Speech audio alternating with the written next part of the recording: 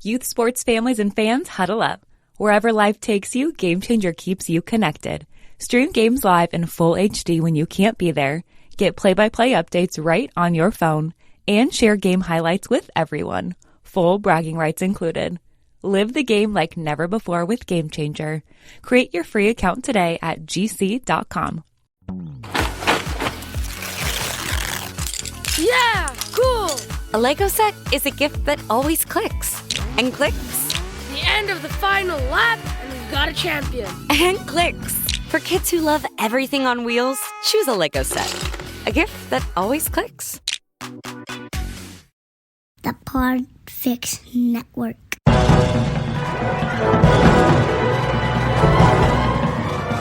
Hello and welcome to episode 251 of the Filmmakers Podcast. This is a podcast where we talk filmmaking, from indie films to studio films and everything in between. How to get them made, how to make them, and how to try not to F it up. In our very, very humble opinion. Welcome to the show. On the show today is the fantastic Emmy thrice-time winning writer and producer. It is Michael Price. Not only has he written over 266 episodes of The Simpsons, he's also the consultant writer on The Simpsons movie and the consultant writer on Angry Birds, the movie as well. He's also the writer of so many TV specials and TV films of Lego Star Wars. Titles include The Padawan Menace, The Empire Strikes Out, The Yoda Chronicles, and many, many more. He is also, and what we're here to talk about today a lot, is the co-creator, writer, and exec producer of the fantastic Netflix show F is for Family. The 5th season has started now on Netflix. Go watch it. It's hilarious. It's funny. It's dark. It's twisted. It's set in the 70s and you're going to love it. If you've not watched it, go start now. It's all there from season 1. It is a wonderful animated sitcom. You're going to love it. On today's episode, myself and Toby sat with Michael and we talked about some amazing topics. Some of these include where his ideas come from or where ideas might come from for you. We also talk about the 3-act structure and what a room runner role is and how important it is in TV writing. We also talked about why scripts might not get picked up but are a great calling card. We talk about rejection and why you should stick to what you believe in. We also talk about how you can write comedy, why is something funny, and why you shouldn't have a plan B. We also dive deep into the making of F is for Family and how you can write a pilot script and how you can structure it. All that is coming up on this week's episode of the Filmmakers Podcast. Woo! Woo! I am Giles Alderson. I'm a writer, director, and a producer. And joining me as my fellow host today is Tobias Fees. Hello, buddy. Hi, mate. Nice to be back. It's a joy to have you after the 250th episode last week. You are also a writer, director, and a producer, and you might have some news for us about your latest short film. Yeah, it was featured at the International Up-and-Coming Film Festival in Hanover, one of the biggest youth film festivals in the German-speaking market. And woohoo! And we had a lovely talk with the audience, a lovely Q&A, and it was amazing. And a lot of people saw it, and it's nice to have something out that you've been working on for way too long. It's amazing to have that, to have anything you've been working on come out. It's just a joy. So congratulations. Thank you. Super congratulations. What's it called? In the Dark. It's a horror short with experimental touch. Ooh. Yes, it is amazing. I can say that. If you follow Toby on his Instagram, you'll see lots about it, lots of behind the scenes. Toby really goes in depth on his Instagram. It's brilliant. Your Instagram is? @TobiasFix. There you go. Follow him. Link to that will be in the show notes if Toby decides to put it in there. I will put them right at the beginning. So last week, Toby, was our 250th episode. Can you believe it? What an episode. It was great fun. Yeah. It was gigantic. It was, and you had to cut it down. Yeah. We went on for ages. If you haven't listened, do go back and listen to that after you've listened to this. There was so much tips, tricks, and advice. The host sat down, minus a few, and had a chat about what we've learned making films and what we've learned from our guests making this podcast as well. Shout outs must go to some amazing people this week who love that episode and have loved the fact it's our 250th episode and given us so much joy and warmth, the fact that we've made it this far and the fact we're still doing this every Tuesday. To be honest, quite incredible, and I really should give this up. I keep saying it. I'm far too busy for this shit. But I do love it, and I love talking to you, so please keep talking back. Please keep telling us how much you enjoy. And if you really love this, and you really want to do us a favour, go on iTunes and give us a 5-star review. Why not? It all helps. It actually really does. Shout-outs go to Mark Hampton, Neil Rickatson, Bad Movie Night, David Bryant, Jason McColgan, and Rob Warsey, and so many others I haven't written down. There's so many of you. And we're so nice on the Facebook posts as well, on the Filmmakers Podcast. We put it out on there as well, so thank you. I know you were all thinking this episode was going to be the Christy Wilson Cairns episode. I know that we said that last week. And I'm saying again now that Christy will be joining us next week. What a tease. Well, I mean, it is a tease, isn't it? We've all been a bit busy, so we couldn't fit the time in with Christy and Dom and find the studio in London to do it. So we're putting this fabulous episode out with Michael Price for you. But Christy should be with you next week to talk all about Last Night in Soho. You can not only write us a great review on Apple Podcasts, you can also come and join us on Patreon, or you can buy some lovely merch from our merch store. Christmas is coming up. We have a Christmas code, so you can get our lovely merch even cheaper, and it's comfy. It's nice. It looks good. It is. You've actually got some of it. He's got a mug in his hand now. The mug works brilliantly. It works. It doesn't leak. Yeah. Actually, I took the coffee one, the heated one. I took that on set with me on Wolves of War, and I loved it. It was actually, I had a cup of tea in it in the morning, and in the afternoon I went, I'm going to have a sip of this, and I actually burnt my tongue. It was so good and kept warm the whole time. But then I lost it on 3 Day Millionaire. I'm absolutely gutted. Oh, shit. I know. I have to order myself another one. Someone stole it because they were just so amazed. Someone stole it because it was so good. Yeah, so now I've got to order myself a new one, but at least I can get the discount. And this is what's funny about this, is I don't get any of them free. Well, you still have to buy them. How are you finding being a host now, Toby? Because obviously you edited the last, 50 odd episodes. And now, look, I'm forcing you to be in the show more. How are you coping? Great. It's a great experience. It's actually super inspiring and amazing to talk to those great minds and just have a chat with someone from The Simpsons. And one of my favorite films I grew up with. It's amazing. Brilliant. Super grateful to be part of this. And it's lovely to hear your Austrian accent. You don't often hear an Austrian accent. I'm trying so hard to not let it through. Can't help it. It's the Arnold Schwarzenegger in you. You just can't help it. It's there. Not only looking like Arnold Schwarzenegger, I'm also sounding like it. 100%. If you haven't seen a picture of Toby, he looks exactly like Arnold Schwarzenegger. People Googling now. No, he doesn't. On the 12th of December, I'm actually doing a keynote event. I'm doing From Shorts to Features, myself and Jennifer Sheridan, who was on episode 215 talking about her brilliant film, Rose, A Love Story. Myself and her are doing that event on the 12th of December. Do come and join us. It's going to be great in London if you're around. Link to that will be in the show notes. And I got a lovely email from Kazra, who is crowdfunding her latest short film at the moment, 175. It's a short live-action film about the legalization of same-sex marriage in 2013 in the UK, and it's written and directed by the multi-award-winning Kazra Karimi. It's a film about love and morality. It's intimate and personal and poignant. So, if you can support in any way, we do endorse these films, and anything we shout out, we do endorse them, and we do love them. So therefore, if you can give anything, then do go help. She is in last week, or it might even be last day today. So if you're feeling kind, if you're feeling supportive of indie films, then go on there and give whatever you can. It is on Greenlit. It is called 175. The link is in the show notes. Support if you can. Cool. So we should get to the episode, shouldn't we? Yeah. Let's get to it. This is the fantastic Emmy-winning Michael Price, myself and Tobias V's. And screenwriters, get your pens and paper ready. You're going to want to write notes. Right, here it is. Sit back, relax, and enjoy.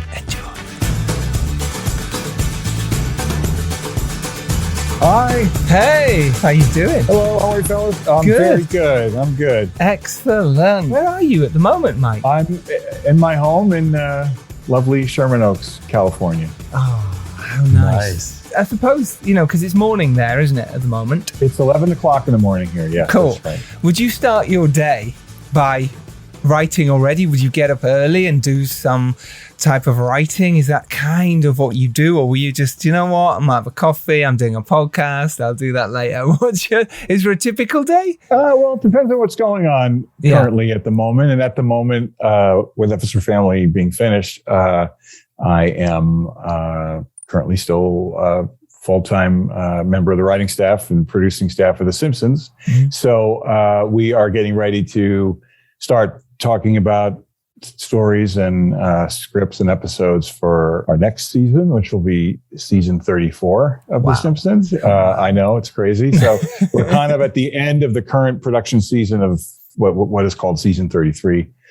Some of that is already on the air. Now's the time to sort of use our daydream a little bit and come up with some story ideas, new stories that we'll start talking about after we're in a holiday week right now.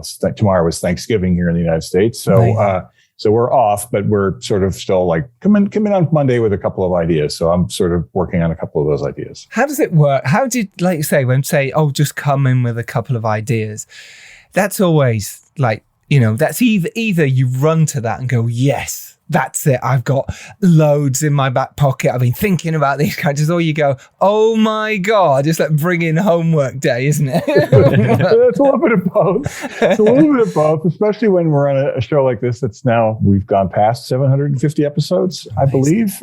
So I think we're on 760 or something right now. So, which is insane, you know, for any scripted show to have that many episodes. Luckily, The Simpsons lives in such an elastic universe that, you know, we can have all kinds of things going on, but at the same time, you know, you try to find new stuff, things that maybe haven't been covered before, or possibly things that are going on in our own lives or something we're observing. You know, that begins with that. And then it's like, okay, well, what can this mean to one of the characters on the show? And how does that develop into a story? So without giving you a whole lot away, one of the stories I'm thinking about has to do with getting older a little bit, and also sort of like they have the kind of senior moments where you like, oh my God, what was I supposed to say? Or you know, I have a close family member, like a in-law who had a thing like that, and then had to go get a brain scan and found that they're having an issue, you know. Mm-hmm. So everyone gets a little worried about that. So I started thinking about that, and then it turned into like, oh, what if Marge had that and like was worried that she's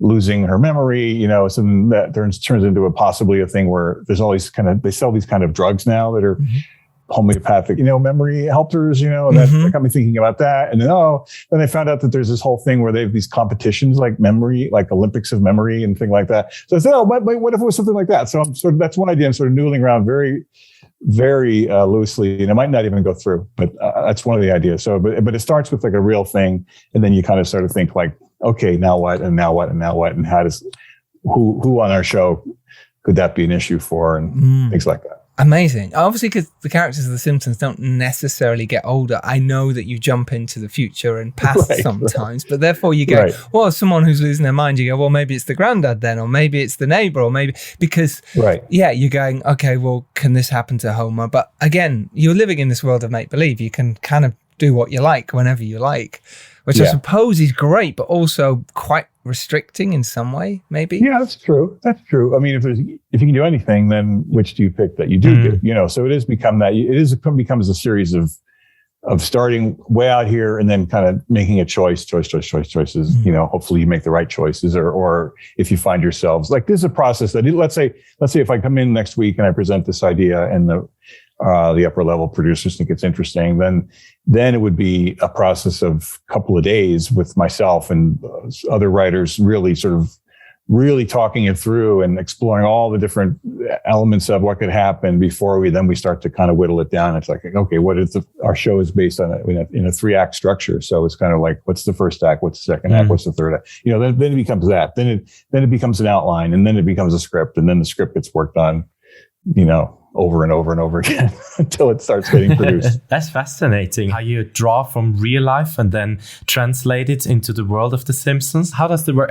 Do you have certain techniques there, or is it just like, okay, in the case you mentioned before, because it's quite a serious topic, and The Simpsons is not quite a serious show, or it doesn't have a serious tone. So how do you translate that into the world of The Simpsons? Yeah, that's the hard part, I guess. You know, it's like figuring out what's funny about it, or, you know, I mean, when I thought of this idea, and again, it's so barely formed that I wouldn't even call it an idea. It's like a notion right now. Sure, but it's like, is it better for it to be Homer? Is it better for it to be Marge? Is it better for it to be, like you mentioned, Grandpa? What if it was Lisa? But there was something that spoke to me about Marge with it, because maybe I think mothers usually have very long memories, like they'll remember everything that you ever did when you were a kid.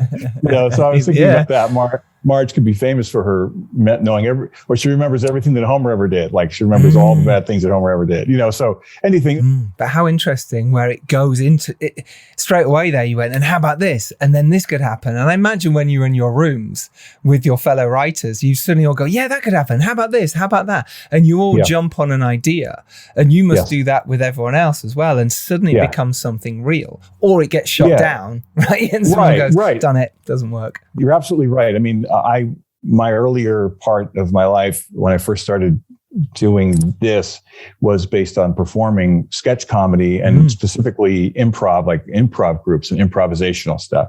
So that's what everything that improv is about, is about one person establishes a thing or whatever, a situation, and the next person shows up and adds to it. And it's called yes and, which is like a kind of cliche, but it's like, but if we were doing a scene together, I'd say, wow, that's an amazing hat you've got there. That's a 10-gallon cowboy hat, isn't it? And you go, yes, I got it when I killed the sheriff of Dodge City. Wow, that was quite a gunfight, wasn't it? Oh, it sure was. Whatever. Then you sort of take it off in that direction, So, but working in a TV writing room is a lot like that. A lot of, hopefully building on and not, there has to be more of sort of no's involved, because you're ultimately building towards a thing. But at the beginning of it is a lot of that, a lot of sort of anything can happen and building on. And what about this? And that sounds good. This could be that, and then ultimately there's one person usually who is the authority in the room, who is either the showrunner, or if the showrunner isn't there, there's one person usually who's called the room runner, who is like running that particular room of, let's say, 5 or 6 writers. And that's the person who ultimately would then would steer the conversation towards, well, I like this version of it a little better than this version of it. Let's go in that direction, So that's the person who ultimately sort of becomes the authority figure who sort of shapes it and lends a shape to it. That's fascinating. So let's say you have, you've got your idea here. It's Marge, and she starts losing her memory, or she forgets everything suddenly when she knew everything. And that's one idea. You've come with 2. Now there's 5 or 6 you mentioned potentially in this room. You've all got ideas. Now from that, and you're all shaping them into some sort of idea. Does it just keep growing and growing until it either can't grow anymore, or it becomes, like you say, the idea that it becomes into the scripty stage? Do you all decide that, or whoever the room runner is? Does someone That's sort kind of of say the room runner's job, right? Or like we might have we might have like let's say on Monday I come in and we start working on this idea. Or a different one, or it could turn into a other one, whatever. Yes. But there might be a thing like, okay, by the end of the day today, let's make sure that we at least we know what the story is about. We know basically where it's going to go, how it's going to begin, how it's going to middle, how it's going to end, so we're working towards that, hopefully. So then we'll come back tomorrow, let's say, and if we're still working on it, then we'll really attack it and say, okay, what's act 1? What are the actual scenes? So you sort of take it one piece at a time. Always, I think if you just have it like wide open, anything can go forever, then it's possible that you never make a decision. That was a lot that happened with me when I was first starting out too. Like I was writing a lot of, I was trying to write screenplays, sort of like just on my own kind of whatever you call them, spec screenplays. I wrote 2 of them that I'm very happy with. I mean, this is many years ago, but it took like years for me to write them, because there was nobody on the other end of the phone saying, "Where's that screenplay?" Yeah, I know. Without a deadline, I need it next week. Yeah, you need a dedeadline sometimes. It really helps you, doesn't it? So when you're on The Simpsons and you're like, "We've got to get this script going," you've got that. Or F is for Family, we had a much shorter time period of our writers' room, was a smaller window because we had a lower budget, so we couldn't afford to pay. We couldn't pay the writers to work for 30 weeks to make 10 episodes. We only could pay them to work for 20 weeks to make 10 episodes. So that really focused our thinking. But if we had 5 years to write 10 episodes, we probably would take 5 years to write 10 episodes. Well, that's it. And in the last week, you'd cram it all in. And I like deadlines. I think it's important. I think too. As writers, even if it's your friend giving you a deadline to say, I want to read it by that day, it at least gives you that impetus to go, right, in that case, I'm going to try and hit that deadline. If not, like you're saying, Mike, I'm the same. You know, the scripts I've got in my drawer that one day I might finish, and there's other ones that I've had to finish because of deadlines. And I think deadlines are really important. So that's why I think with F for Family, you were like, we have to get it done by this point. So let's do it. The same with The Simpsons. We have to finish by this point. You mentioned there going back to your sort of start, you know, when you started to write screenplays. What inspired you to do that, to sat in your room writing these spec scripts with no deadline? What was the inspiration to actually start screenwriting? Well, I think for me, there's always been a feeling of like, I'm very happy where I am. I had just started working on The Simpsons. This was like almost like 18 or 19 years when I first started writing these scripts. But I loved it. It was amazing. The greatest show in history, you know, one of the all-time top shows. I couldn't believe it. It was a job that was probably going to stick around for a while. I mean, no one, if you asked me 20 years ago, would you still be working Simpsons 20 years from now? I probably would have said no. Everyone always said like, we got a couple more years left, you know? So, but given the nature of this kind of work, to be on a show for 5 years straight at that time would have felt like this is unbelievable, because I'd been on a lot of things that had only lasted one season or not a full season, whatever got canceled. So, but there's always a feeling for me of like wanting to do another thing, like, I've got this now. This is an amazing job, but I really would love to do this, you know? So I really was interested in trying to get into the world of feature writing and screenplays. It was very, very, very, very hard. I wrote a script that I was very happy with. The first one that took me a couple of years to write. And my agent liked it, and it was very kind of high concept-y, you know, thing. And then we got some interested I won't say who these people were, like a major director was interested, and had lunch with him. And he's like, I love the script. I'm like, oh my God, this is it. Here we go. You know? And then literally like that week they were going to take it out, like another script came out by another person that had somewhat similar idea, and that went.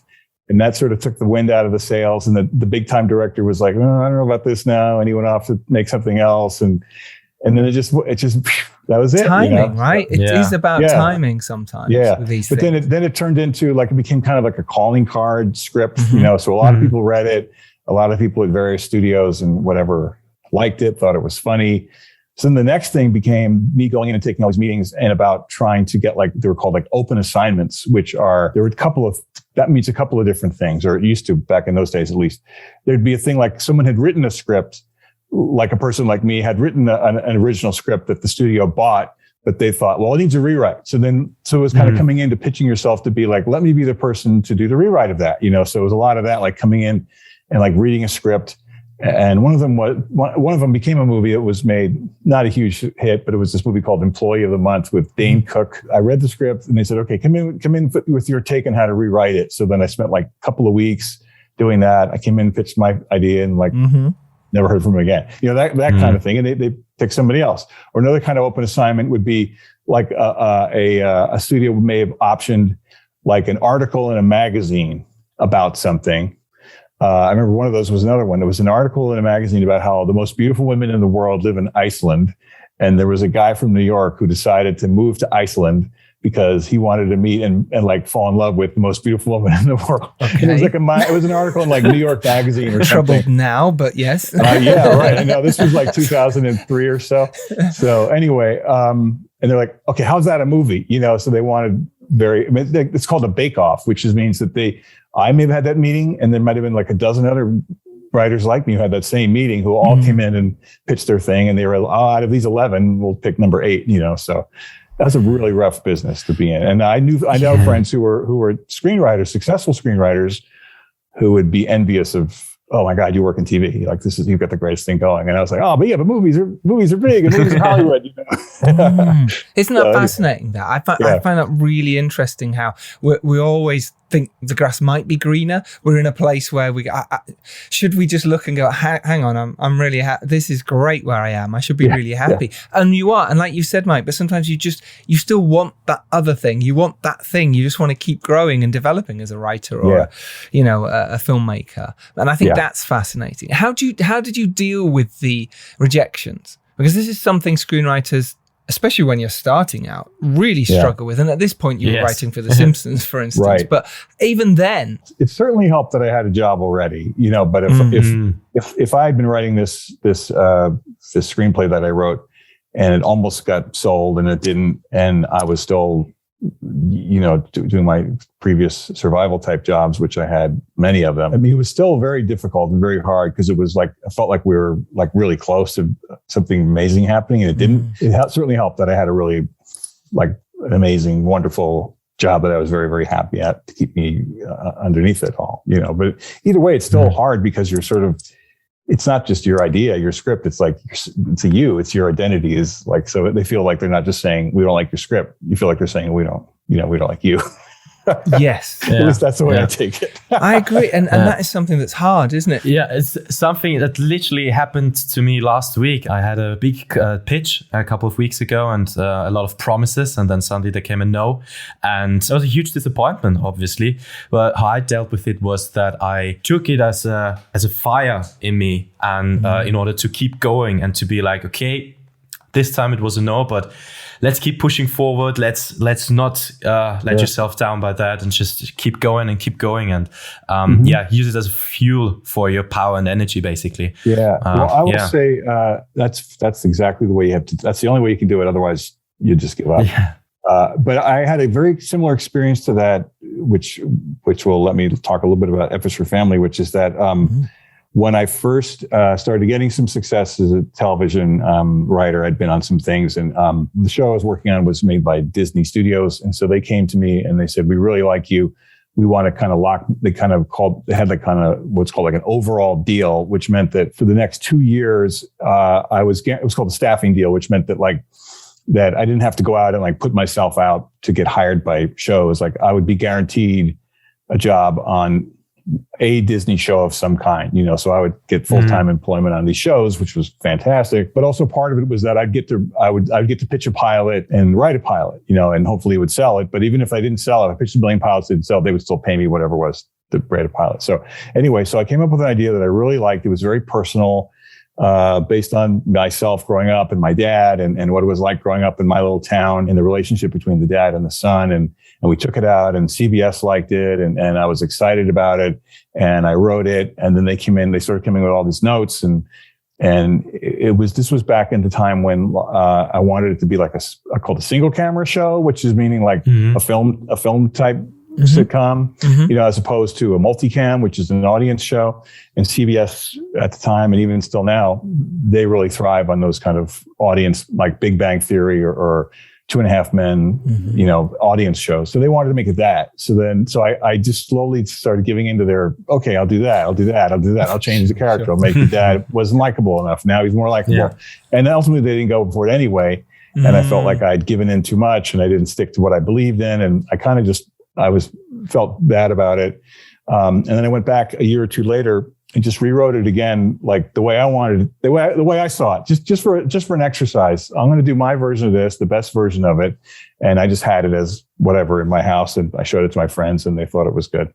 But then how many more years later that was, I got the chance to meet Bill Burr and to talk about working on this idea that they had to make an animated show based on his childhood in the 70s in a northeastern town with a emotionally messed up dad. And I was like, that's my experience. That's my thing, Yeah. So when I got luckily Bill liked me and we shared a lot of the similar frame of references. And I told some stories about my childhood, about my dad and his dad. And he agreed. He invited me to come help develop the show with him.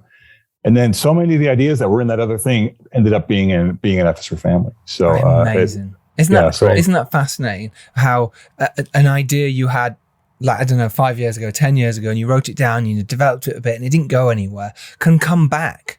And I think as writers, sometimes it's don't get disheartened if you've got to put it on the shelf for a while. It's still there. It's still in your mind. You still created something. It's just not ready for everyone else yet, or you haven't developed yet, and it's not right. I think that's fascinating, and what a great lesson, I think. Never get disheartened if something is a no or it's not working at the time. It might work later, or it might just help you as a writer. Yeah, I hate to throw things out too. Like I'll even now there'll be a thing from 7 years ago that I'm like, I want to find a way to do that. I hate to let it go of like something I think is a good idea. That didn't see its day. Yeah, and these are the good ideas that stick with you and that you keep revisiting over and over again, and it's not lost. It's a part of your portfolio, and someday, it will be, hopefully see the light of day. Absolutely. Have you learned to be better at pitching your ideas? Obviously, you're in the rooms all the time, so it is maybe less nerve-wracking. And obviously, when you first go in, it must be absolutely frightening. We'll talk about when you It never started. gets less nerve-wracking. Oh, really? It never gets less nerve-wracking for me. No. I've had pitches where I've gone to places, again, it's a little different now that everything's online, so you're not literally in a room across from a person. And I haven't had to drive like 35 minutes to get to wherever, Santa Monica or something to pitch it. But I remember pitching a thing and an idea that I really, really enjoyed. I really liked it. And then you're sitting in that room waiting for them to call you in. And it was just me. Sometimes you go in and you have someone else, like your agent or another person you're pitching it with. But it was just literally me pitching to the person from, turns out this was at HBO. And I've sat there with myself, like thinking like to myself, like, why did you do this? What is wrong with you? Why are you putting yourself in this position to feel so nervous and worried and like, what is wrong with you? I sort of feel that every time. Wow. It's kind of like when I go to a horror movie and like, I'll go see that horror movie. And then the horror movie is happening. I'm telling myself, why did you agree to come to this horror?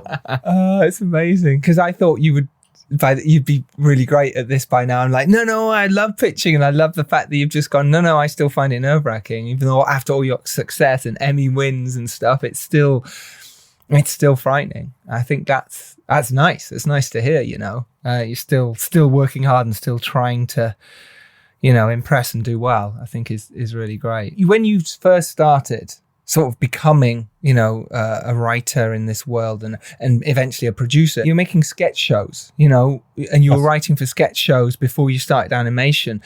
Was that a journey you wanted to go down in sketch show? Were you a comedian yourself? Did you do that? Or was you always wanted to do animation and that just kind of was a stepping stone? I started out working in sketch and improv back in New York City before I came to Los Angeles. Honestly, I would have taken any job that came my way. But the first job that I managed to land was with a show that was called The News with the NEWZ. And it was a kind of a knockoff of Saturday Night Live. But and I got hired for that on the basis of a packet of like sample sketches that I had written that were part of like my sample material. And it helped that it was an extremely low budget show with not a lot of money. And it wasn't going to be Writers Guild, and it was going to be they just needed people who were like just starting out, fresh, youngish, whatever, and I had a meeting with the guy who was producing it. And I was super nervous that day, but he read my stuff and liked it, and he offered me the job. So I was so happy to get that. And then from that, there was a guy on that show who was one of the writers. It was one of his first jobs as well. And his name was David Litt.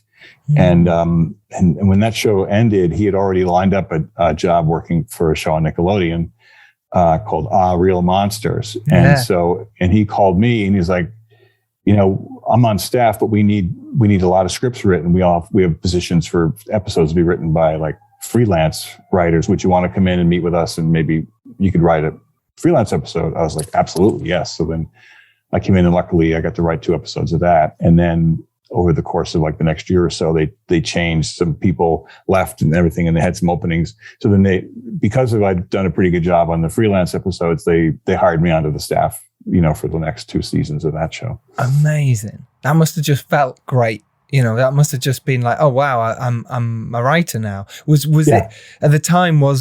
Did it feel that way, or were you still kind of feeling, your way? Because we can all feel imposter syndrome, and we still do today. But was that a kind of oh gosh, I'm actually doing this? This was in New York as well, so it's a good place to be creating and writing.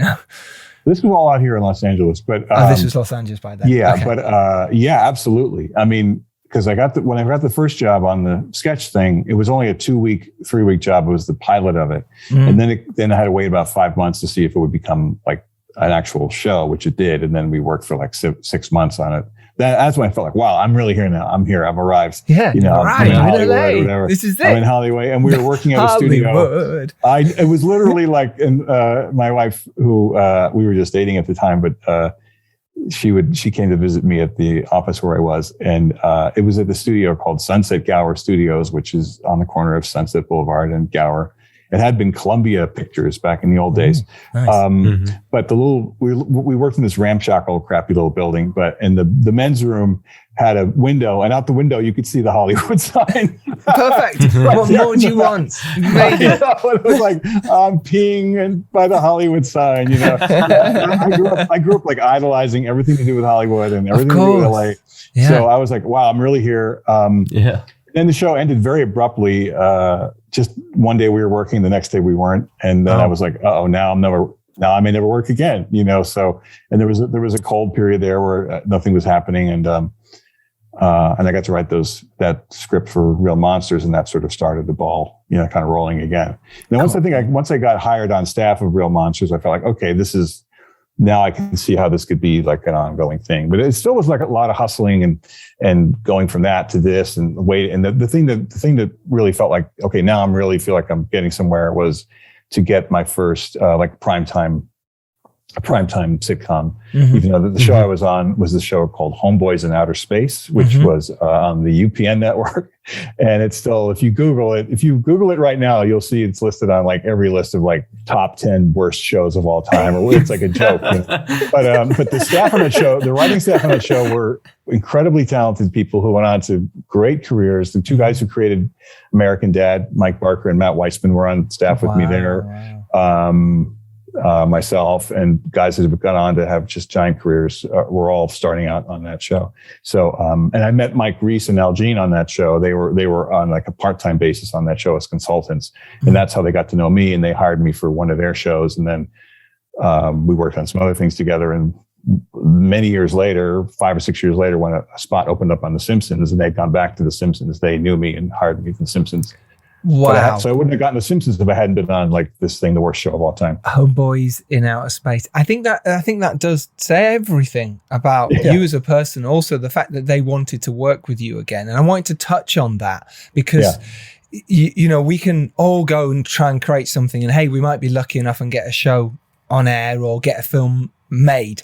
That might happen, but it's then continuing your career. This is the sprint, this isn't a sprint, it's a marathon. Right. It takes a long time. Right. So what do you think? I think I know the answer, but I want to ask you this. Why do you think that people still wanted to work with you?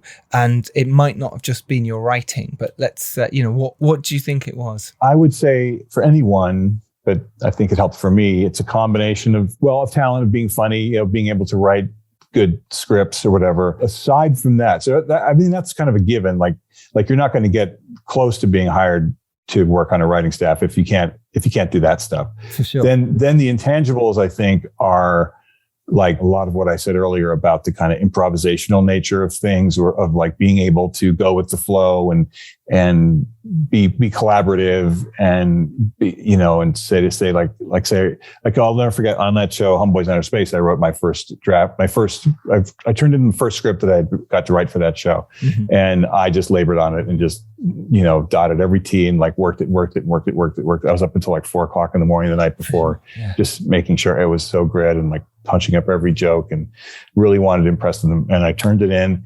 And then I remember they were all sitting, all the producers were all in their offices, and the assistants like handed out the scripts, and I could hear them all reading. I could hear like, like little laughs coming from, inside you. I was like, oh, I like it. And then they came out, and one of the producers said, he goes, "Great script, Mike, great script." He goes, "This is going to make the rewrite so easy." And I was like, "Rewrite? Rewrite? What do you mean?" What? That's going to make the rewrite. That's what happens. That's the deal, So that script becomes kind of like the clay that the actual show will be molded from, and you have to be able to let that go. So it's a long way of saying that, like, you have to sort of you kill yourself and you say, this is the best possible joke for this story point. Mm-hmm. But then when your boss says, well, we can do better, you don't go, no, this is great. What are you doing, you idiot? You go, okay. Mm-hmm. And you move on to the next thing. So I think I'm really good in that way. And, I'm a nice guy and people get along with me. And that's, I've been on some things where the people who aren't like that necessarily, or who fight for every little thing, who get their back up and get defensive, they're the ones that, aren't asked back. Yeah. They're the ones that disappear. It is about being that nice guy, isn't it? And you mentioned having the talent of writing funny scenes. And I was just wondering, where does the humor come from? Like, is it just something that comes out of a dynamic of a team, or is it just you sitting in your room having funny ideas? How do you create funny scenes and concepts? That's a good question. I think at first it comes from just having it's a cliche to call it a sense of humor, but it means like, to me, it means like having like a take or like a viewpoint of life that finds things funny. Like I can't use the specific example, but it could just be, well, for instance, I'll tell a real example from life that then ended up getting me this job on F is for Families. That my father was a wonderful man who never yelled and screamed like Frank Murphy does, Because he does. But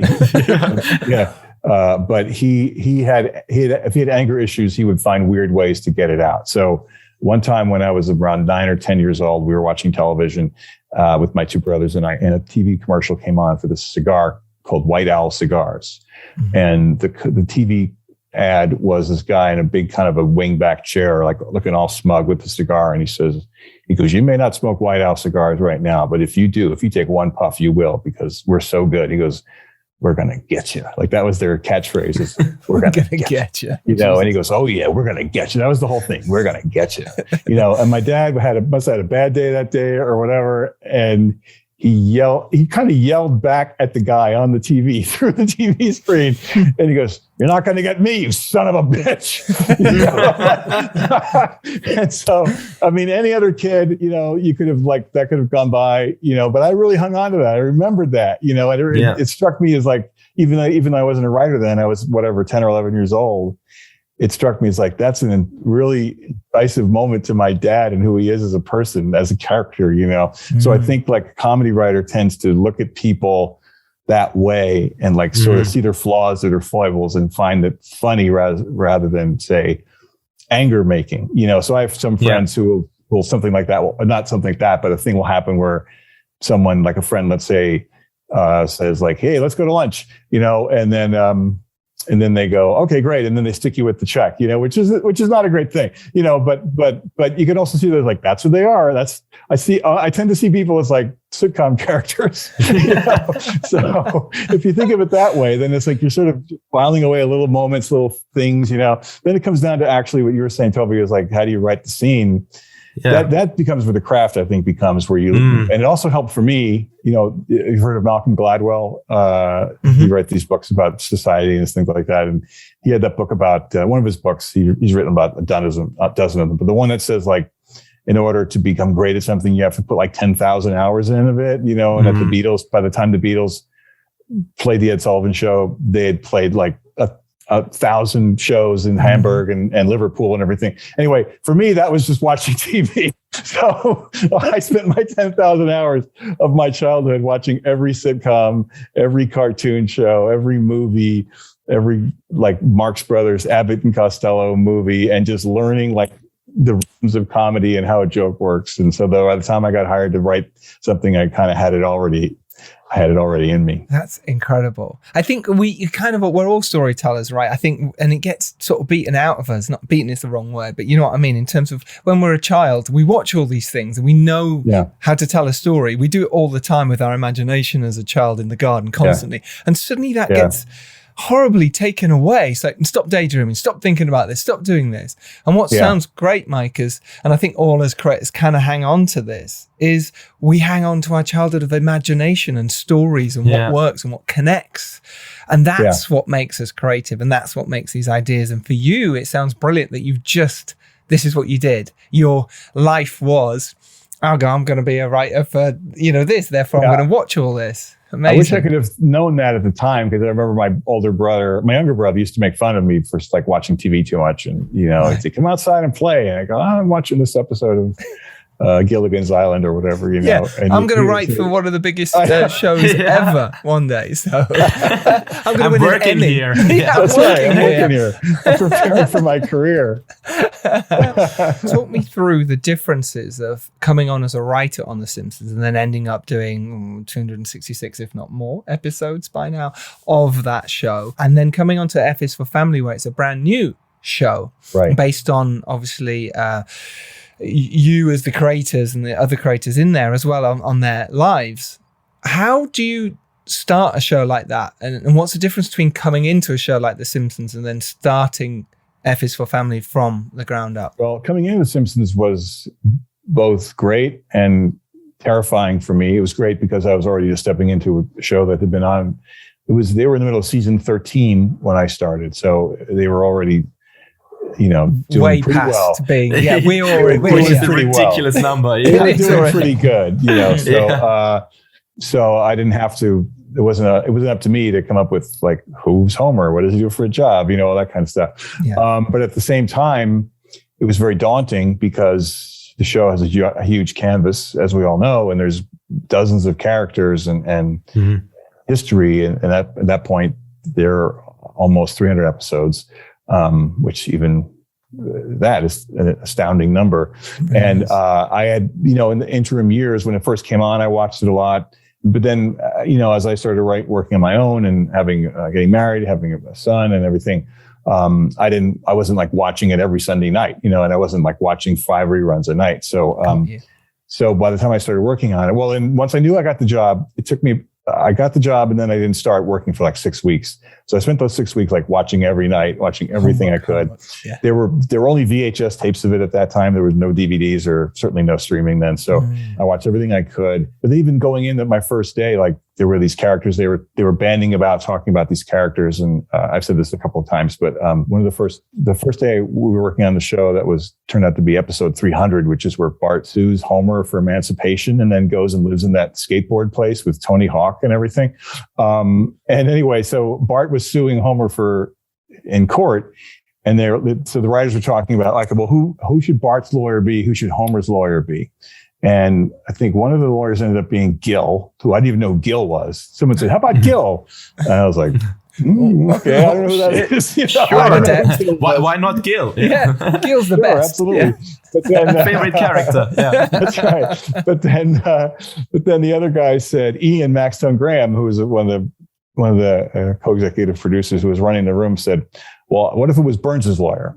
And for most of the part, I was being quiet that day because I was like, just be quiet, don't say anything stupid, But so I said, well, why would Burns's lawyer work for Bart? He works for Mr. Burns, And he goes, we just call him Burns's lawyer, like that. He had this kind of very not like shooting me down and calling me an idiot, but in his tone, sort of saying like, just catch up a little bit. Shut up, kid. Yeah. I really literally sat there like for the next few days and like just said, I'm not going to say anything. So it took me a while to sort of get to know the characters and learn how to do it and learn how the best way to write for them and the stuff that had happened before. I remember pitching a couple stories that we did that already, and we have some newer writers on the show now who are fairly young. We have some writers on the show who are younger than the show, who are in their 20s, Yeah. So one of them the other day pitched a story, and it was like, actually, we did that story, 19 years ago.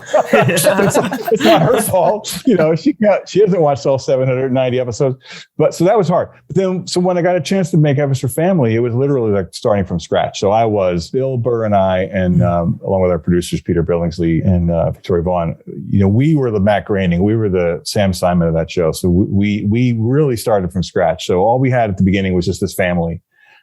Bill's character, the wife and the kids. And so we had to figure out who they were, what their dynamic was, who each one of them was. And then slowly, like from that little seed kind of built out, okay, who's the neighborhood? What are the neighbors like? And so Vic, the character that Sam Rockwell plays, was named after and based on a character that was in that pilot I told you about long ago, who was called Vic in that show. But he's based on my friend's dad, whose name was Vic. Wow. And then I was like, okay, well now let's say the first episode that we wrote really had nothing to do with what he did for a living, but it was like, what should he do for a job? And it was my thought that he worked at an airport, specifically working in the luggage department of the airport, because I wanted him to, in that first scene, to come home from work and have his big name tag on his shirt that just says baggage on it, like sort of like his emotional. Like he is, yeah. So then they became like, okay, so what is his job like? So then we got to do the second episode where I specifically said, this is the episode now where we're going to expand the world. We're going to find out what Frank does for a living. We're going to go to, so that's we had that whole big story where he took Kevin to the airport to teach him a lesson. But it was literally just a chance for us to sort of, it turned out to be a really fun story, but it was like, what's a good way to introduce what Frank does for a living? So then we came up with all those characters at the airport. It was just fun to sort of build.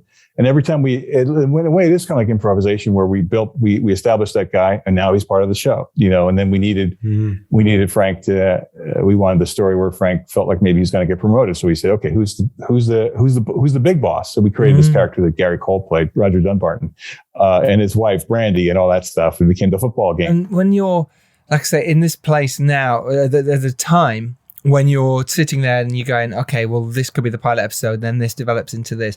Had the show already been greenlit?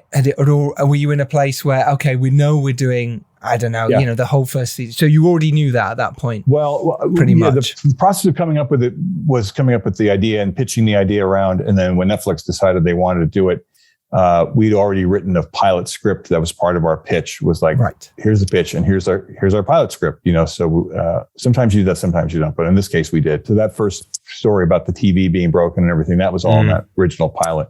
And then based on that, they said, yes, we want to make it. And they gave us an episode order of 6 for the first season. So we knew we had 6 episodes for that first season. And then it was like, okay, what are the 6 episodes going to be? And then I really literally had that kind of like dream list of like, okay, I've got to do the scene where he goes to the football game. We're like, oh my God, that'll be great. And then we had certain things we knew we wanted to get in, we wanted to have happen. And then we found ways to make it work. And then once we got started on it, we knew we had Netflix very strongly wanted us to follow the kind of serialized story arcs and stuff like that. So then we had to come up with like, okay, what's the story of the season? And then that's when we came up with this whole thing about the labor unrest and is there going to be a strike or not? And we go, oh, that's great. It'll build up and it can build up and build up to the final episode. It could be like whether or not there's going to be a strike and Frank's loyalty between himself and the guys that he's worked with and management and all that stuff and weighing that and work and his family life and Christmas and all that stuff. And it just sort of fell into place in a fun way. Cool. Well, let's talk about the writing side of then for F is for Family. You've got your 6 episodes for the first season. How do you then structure not only the ideas, but the writing of each episode? You all sit there and you come up with ideas and stuff, but do you have a formula or a structure for this has got to happen by this minute or this has got to happen by this minute, or is it quite free flow? How does it work? Well, it starts out with each season would start out with a very macro look at like, okay, what is this season about? Where are we going this particular season? What is the identity of this season? So the first season we were kind of making up as we went along. So with the second season, luckily we brought ourselves to an interesting point where Frank lost his job on Christmas Eve at the end of season 1. So we knew that season 2 would be a lot about what does Frank now do when he's unemployed and what does that mean? And we knew then we wanted to, and luckily we'd also set up this idea that Sue had this possible job offer working at the plasticware company. And so we said, okay, well, season 2 is going to be about what is Frank like when he's not working and how does he regain his feeling of like, I'm the man makes the money, and then we knew that Sue would then have to get a job. Sue becomes the breadwinner, and how does that put stress on their marriage? And so we knew where we wanted to go. And then we'd say, okay, we have 10 episodes now. And we'd say with each character, like what happens to Frank? He's out of work. He hits the bottom. He gets a little job working for Smokey, driving the snack truck. He likes it. And then what happens then? How does that go? And Sue. And so we knew where we wanted to go. And then we would then sort of like, then the next step would be to say, okay, we have 10 episodes. So let's say by episode 2, this is where Frank should feel like this. By episode 4, this should happen. By episode 6, this should happen. And by episode 8, this should happen. We do that with all the characters. And then we sort of have a general plot for each episode. We knew the story points we needed to hit. And then when it came to the actual episode itself, then it would be like, okay, how are we going to tell these particular 5 or 6 story points in this episode in a way that's interesting? Also, we didn't want every episode to be the same. Like I had a tendency that I had to stop myself from doing, which is that every episode would more or less begin with like a morning scene where they're all having breakfast and they go, well, honey, I'm off to do my thing. And they'd all go off and start their stories. And like that became, I really wanted to avoid doing that as much as possible. So we didn't do that much. But so we'd find like, what's a really interesting way to start this one? So we wanted to find ways to make that happen and have every episode have its own identity and be about something that was its own self. And that you could say, that's the episode where this happened, you know, like that's one of the things that, I mean, one of the shows I really love right now, and I'm the only one, because everyone in the world loves it, is Succession. And Succession, even though it tells this vast arcing storyline, every episode has its own identity, its own thing that it's about. You know, the one where it's his birthday, the one where they go to this, the one where they do that. And I really wanted that to be not the kind of thing where there are other shows that I won't say where it's just sort of meandering and like every episode is more or less like every other one, because it's like they call it like, oh, it's all a giant movie. It's an 11-hour movie, you know. I still like episodic structure enough where it's like the episodes have their own beginning, middle, and end, as well as their overalling arcs that are part of that episode as well. Amazing. Look, this has been brilliant. We do have to let you go. You've been so wonderful. Thank you so much. Now that we are at the end, do you have any last advice for up and coming screenwriters out there in the world? Just keep doing it. You know, don't give up. The one thing that helped me the most was that I really had literally, when I was starting out, there was nothing else I could do. I could think of that I wanted to do, or that I was even really good at, you know. like I couldn't just say like, well, I guess I'll be a doctor instead of a writer, you know, or I guess I'll be a lawyer. I guess if I decided to, I could have gone to law school, but I didn't, you know. I literally was like, I'm either gonna stick with this and get through all the rejection and all the difficulty of it and make a go of it, or I don't know what. But I mean, I didn't give myself a plan B. I just said I'm going to just stick with it and keep going. And that's, I think in a way that's sort of carried on, even though like we mentioned earlier that, you know, I've been doing very well and been lucky to work on a show like The Simpsons for all this long time, but I'm still hungry to do something else to keep it going.